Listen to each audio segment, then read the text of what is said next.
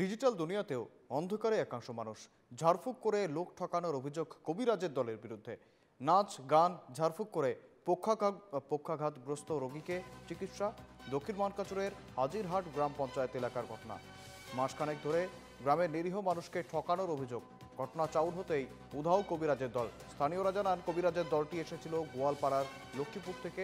ঘটনা তদন্তে নেমেছে মানকাচর পুলিশ।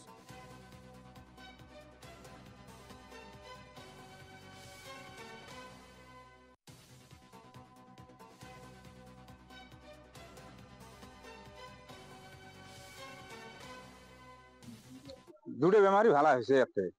একটা ঝাড়ছি, ফার্স্ট ঝাড়ি যেটা ভালো হয়েছে, তারপর ফিরে আরো একটা আছিল, ওটাও ঝাড়ি ভালো হয়েছে। 3 নম্বর ফিরে এটা ঝাড়বে নিচ্ছে। তো এটাও আরাম হয়েছে, অল্প আরাম হয়েছে। তার মধ্যে ফিরে এই যে কি বেমার আছিল? বাসলি বলি কয়, প্যারালাইজ।